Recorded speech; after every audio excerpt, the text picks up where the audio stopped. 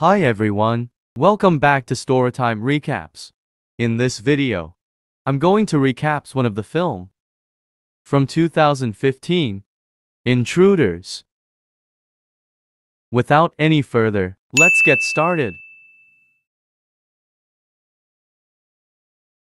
Our main character, Anna, is shown in the opening of the movie as her brother Conrad, who is suffering from pancreatic cancer, receiving all of her care. Conrad employs Charlotte, a lawyer, one day to assist them in organizing Conrad's last will and testament without Anna's permission. He's made all the arrangements, he only needs her signature, and he doesn't have much time left. Conrad wants Anna to be taken care of, and Charlotte wants to support him in this effort by persuading Anna to accept the reality. My mother had it too.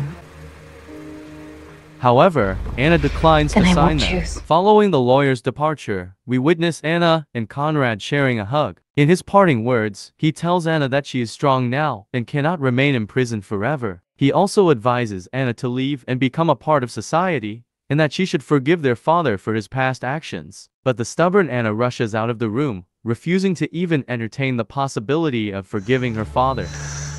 Later on in the night, Anna finds herself all alone in the house when Conrad dies in his sleep, leaving her to deal with her loss. Later that day, after Conrad's body is removed, Dan, their regular caterer, arrives to deliver some food. Anna allows him in, and he helps her get through her loss a little bit.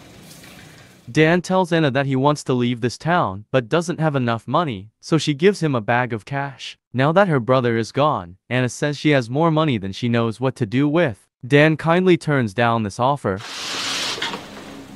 In the following scene, Anna is getting ready to go to Conrad's funeral, but she can't bring herself to walk outside while Conrad's attorney keeps calling her on her landline because she thought Anna would be there. Rather, she chooses to bring some water to a boil, probably for tea.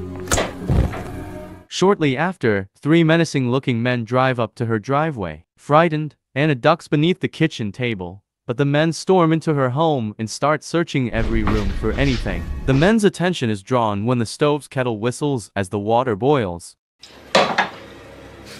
Anna leaves the kitchen and heads upstairs after realizing she needs to hide somewhere else. Just before they enter the kitchen, after realizing that Anna must be inside after noticing the boiling kettle, the men decide to cut the phone lines to make sure Anna doesn't contact for help and start looking for her. When Perry, one of the men, decides to look around upstairs and eventually discovers her, Anna runs straight to the front door, but she stops just before she gets there out of anxiousness. Naturally, the three men decide to sit her down after noticing this, and their leader JP begins asking her where she hides her money. The vicious and impatient Perry recommends that after they're done, they should burn down the house and kill her. He even goes so far as to bring a can of gasoline inside. However, Vance, the regular one, is strongly against it and advises him to leave. JP and Vance then leaves Anna while Perry watches, as they go look for the cash. In the meantime, Anna is being questioned by the subtly psychotic Perry about how absurd it was of her to be at the door that early.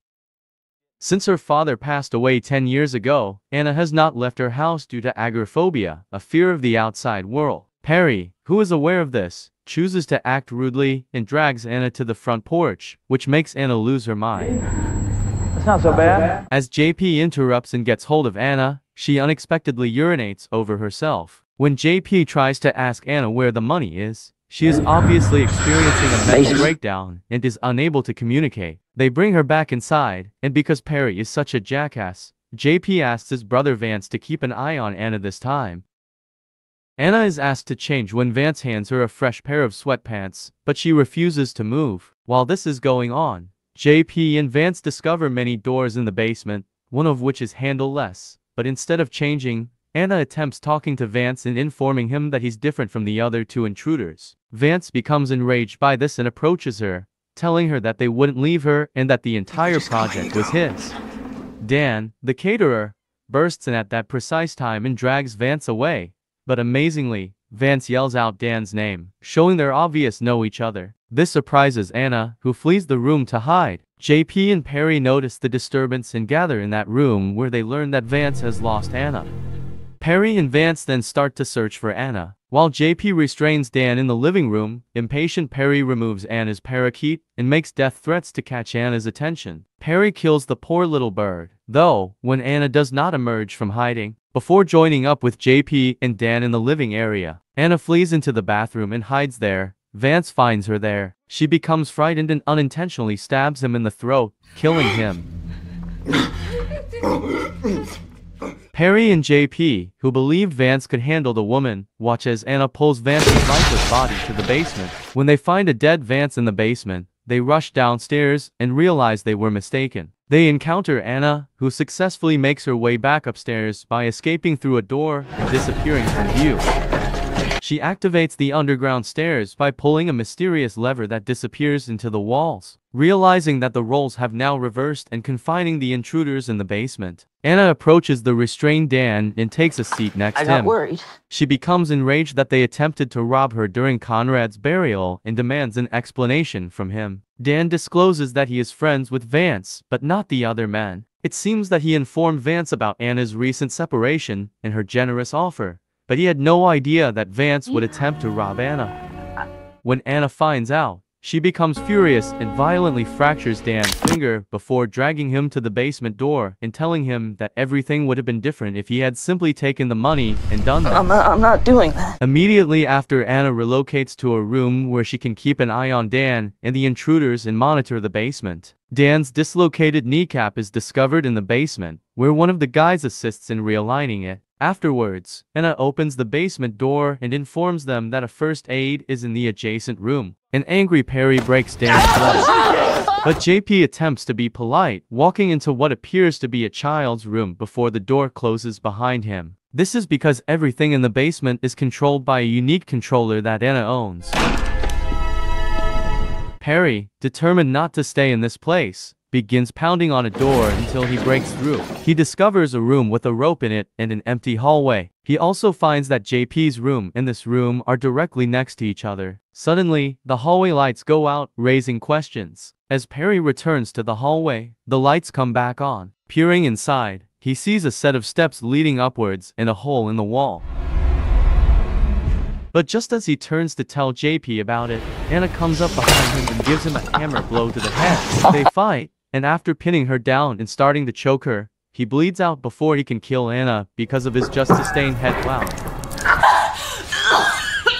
Shortly after, Charlotte, Conrad's attorney, comes inside to see how Anna is doing. Questions why Dan's car is outside. Dan goes to check on Perry in the basement, but when he opens the cooler, he is startled to see a frozen dead body. Meanwhile, upstairs, Anna grabs a knife and prepares to stab Charlotte.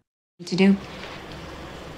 Dan discovers the hole in the wall at the same moment, climbs the stairs, and taps on the ceiling at the top of the steps. Charlotte is aware of the knocking sounds, but Anna quickly persuades her that the noise is only coming from the radiator in the house. Charlotte walks out without asking any questions. Anna then makes the decision to go down to the basement, where she locates Dan and takes him with her before confining him in a tiny closet. She then moves to another room, where we discover that she can watch JP thanks to a one-way mirror hidden behind a picture. Dan tumbles out of the wardrobe as Anna pulls out her unique controller, causing the doors to open. JP tries smashing the glass because he thinks Anna is seeing them through the mirror. However, Anna says that the glass is bulletproof and instructs JP to put on a shirt inside the drawer while speaking over a speaker. Reluctantly putting it on, JP tries to think of possible explanations for why she has these eerie rooms in her house. Thinking that her late brother Conrad was insane, he tells her they lured the victims there, and Conrad killed them so she could watch and converse with them. After hearing JP's remarks, Anna moves past the accusation and puts a folder through a gap. Conrad and her used to abduct only pedophiles as a warning to others. She continues, since their late father was a pedophile who had abused Anna when she was a little girl. She stopped going outside the house after Conrad killed him one day. Upon hearing this, JP gets sarcastic and starts talking about things her dad did to her, which makes her anxious. She wants him to stop talking and bursts into tears. Her brother is sick and enjoys killing people. Dan also orders him to stop. Anna discloses that there is a handgun in the room and urges Dan to shoot JP, promising to let Dan free if he does, but Dan, who is too gentle for his own good, refuses as well. After hearing this, JP pushes Dan before grabbing the revolver for himself. This is how they show. As Anna starts to urge him to turn from his theft, we witness JP breaking down in tears. Just when it looks like he is listening, he raises the gun to his head. However, JP laughs and admits that he's just bluffing. Rather than letting them go, he threatens to kill Dan. However, Anna releases them because she doesn't want him to die. After obtaining Vance's body, JP and Dan manage to escape the mansion, but JP is now bitter because Anna killed his brother. Rather than fleeing, he chooses to pour gasoline throughout the house. Anna eventually gives him the money to persuade him not to set the house on fire. But now that his brother is gone, JP is no longer concerned about the money. They then struggle before Anna escapes and heads upstairs. JP, blinded by rage, attacks her and pins her to the bed like a sicko. Before killing her, he says he'd like to do such things like her dad. However, Dan appears and orders him to stop, distracting JP's attention. Taking advantage of the situation, he shoots JP to death by stealing the handgun from him. After they return downstairs silently with Dan, she sits on a chair and remains silent. After exchanging glances with Dan, who exits by shutting the door, she decides, for unknown reasons, that she no longer suffers from agoraphobia and sets her house and its secrets on fire. After that, Anna leaves the burning house to follow her brother's dreams. Thanks for watching, and remember to turn on your notifications to watch more movie recaps like this one.